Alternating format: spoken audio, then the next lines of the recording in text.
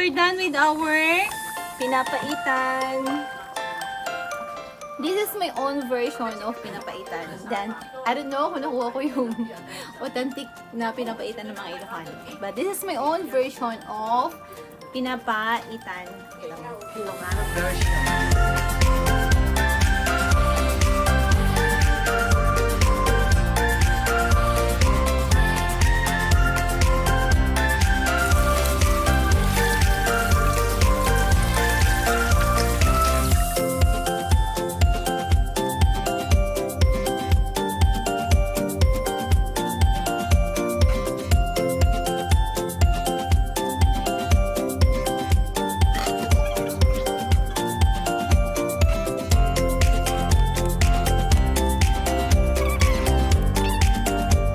Madali kasi maluto yung liver, so ngayon ko na ilalagay yung liver.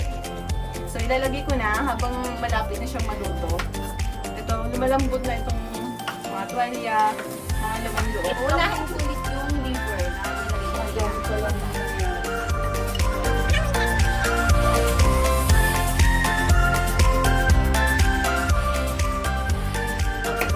So, at yung pinaglagaan. Kukuha lang ako onte. Konti lang ha, nasa bowl na. Konti lang, hindi ko ilalagay lahat.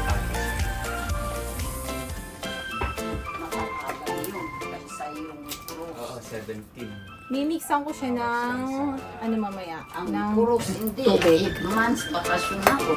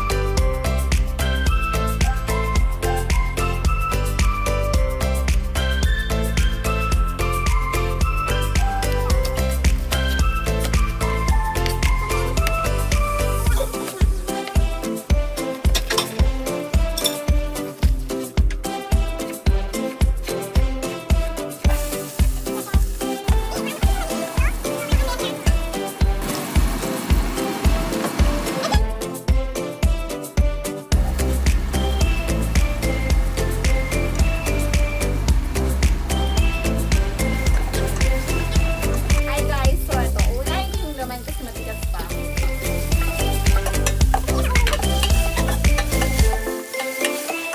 Then ito naman guys yung baga. So ilagay ko na, next is baga.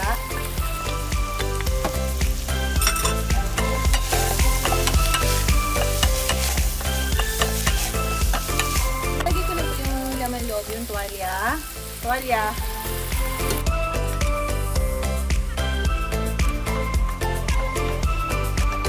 Then, ilalagay ko na yung liver, ipapanghuli natin yung liver. Kasi madali lang siya maluto. Yan.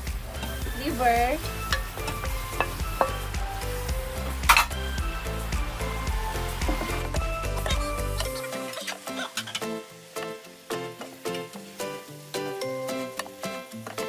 Then, black pepper.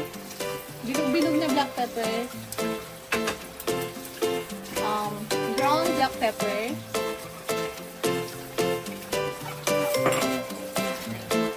Then, any kind of salt.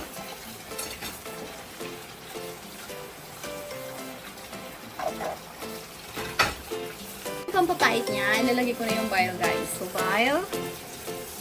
Pero huwag masyadong madami, tansyahin lang. Yan lang muna ilalagay ko.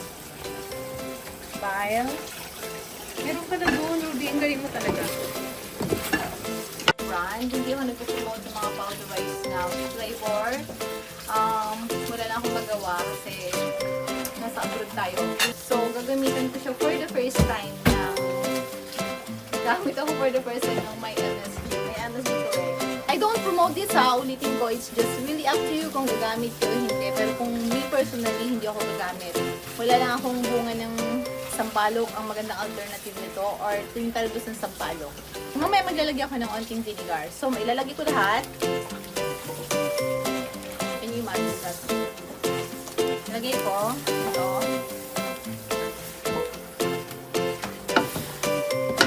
Hindi Hindi ko nilagay lahat, girl. Ayaw ko. Hindi na sa pinaglagaan natin. Unti lang yung sabaw na kinuha ko doon. Nakahaluan ko siya ulit. Plain water. Pure water.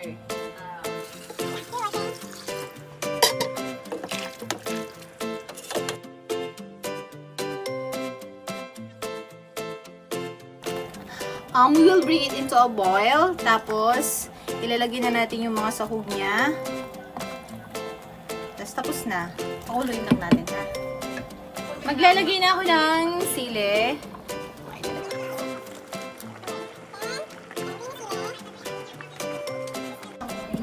Maglalagay ako konti nito.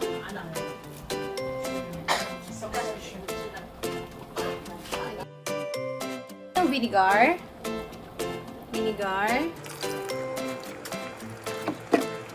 Patis.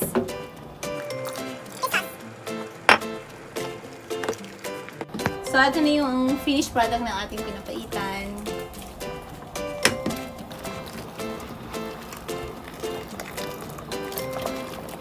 Maglalagay lang ako ng onting lemon.